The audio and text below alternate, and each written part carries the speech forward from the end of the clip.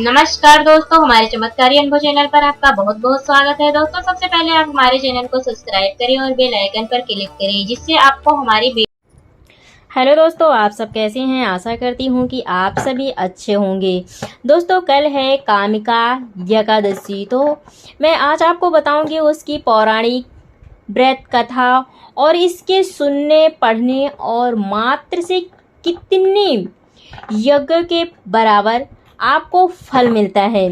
श्रावण कृष्ण पक्ष में आने वाली इस एकादशी को कामिका एकादशी के नाम से ये जाना जाता है।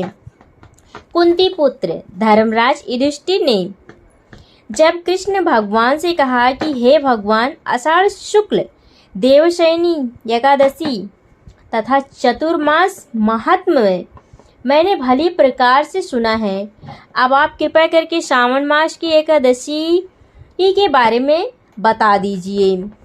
तो भगवान श्री कृष्ण कहने लगे, हे युधिष्ठिर, इस एकादशी की कथा एक समय ब्रह्मा जी ने देवर्षि नारद से कही थी, वही मैं तुमसे एक कहने जा रहा हूँ। जब नारद जी ने भगवान ब्रह्मा से पूछा था, तब पितामह ने श्रावण मास के कृष्ण पक्ष की एकादशी की कथा सुनाने की मेरी इच्छा है। उसका क्या नाम है, क्या विधि है और उसका क्या महत्व होता है, सो आप कृपा करके आप मुझे बताइए। नारद जी के ये वचन सुनकर ब्रह्मा जी ने कहा, हे नारद, लोकों के हित के लिए तुमने जो मुझसे प्रश्न किया है वो बहुत ही अच्छा किया है। श्रावण मास की कृष्ण एकादशी का नाम कामिका एकादशी है।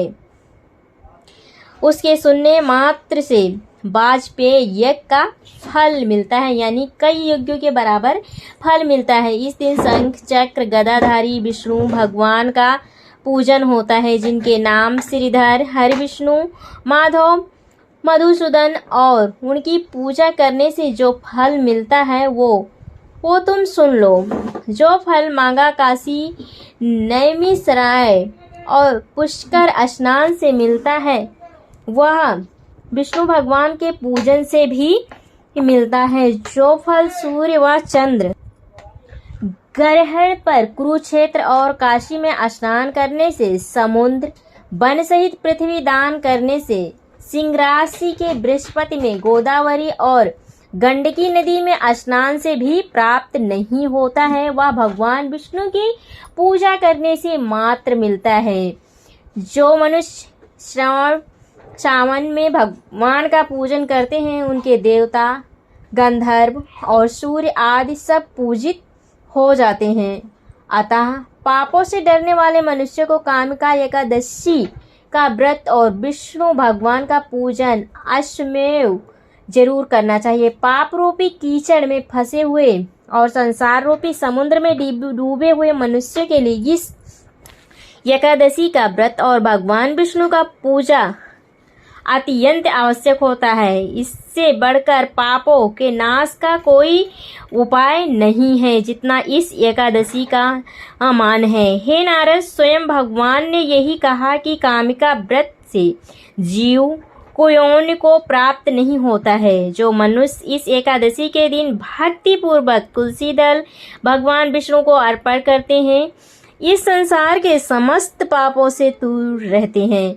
विष्णु भगवान रत्न, मोती, मणि और आभूषण आदि से नहीं प्रसन्न होते हैं, जितने तुलसी दल से वो प्रसन्न होते हैं। तुलसी दल पूजन का फल 4 भार चांदी और 1 भार स्वर्ण के दान के बराबर होता है। हे नारद, मैं स्वयं भगवान की अति प्रिय तुलसी को सदैव नमस्कार करता हूँ।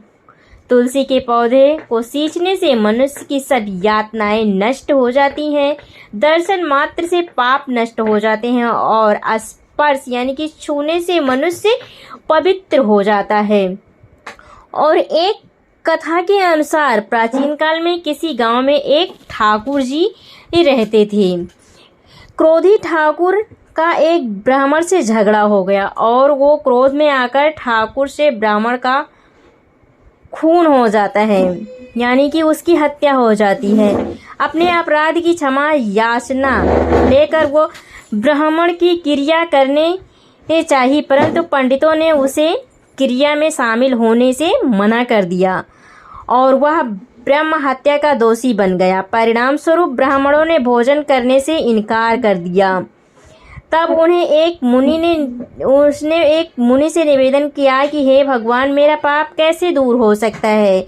पर मुनि ने उसे कामिका एकादशी करने की प्रेरणा दी। ठाकुर ने वैसे ही किया जैसा मुनि ने उसे कहने को कहा था। जब रात्रि में भगवान की मूर्ति के पास वह शयन कर रहा था, यानी कि सो रहा था, तभी उसे स्वप्न में प्रभु के दर्शन हुए और उसके पापों को दूर करने उसे क्षमा दान देते हुए कामिका एकादशी रात्र को दीप दान तथा जागरण के फल का महात्म्य चित्रगुप्त भी नहीं कह सकते हैं, जो इस एकादशी की रात्र को भगवान के मंदिर में दीपक जलाते हैं। उनके पितृ स्वर्गलोक में अमृत पान करते हैं तथा जो घी या तेल का दीपक जलाते हैं 100 करोड़ दीपकों से वो प्रकाशित होकर सूर्य लोक को चले जाते हैं। ब्रह्मा जी कहते हैं कि हे नारद, कामिका एकादशी के व्रत का महत्व श्रद्धा से सुनने और पढ़ने वाला मनुष्य सभी पापों से मुक्त हो जाता है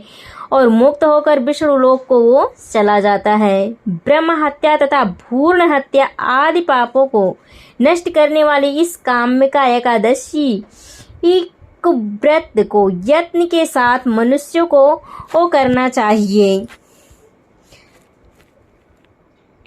दोस्तों, अगर आपको हमारी वीडियो अच्छी लगे तो लाइक, कमेंट, शेयर, सब्सक्राइब जरूर करें और अपने परिवारजनों और दोस्तों में जरूर शेयर करें। ओम नमः शिवाय।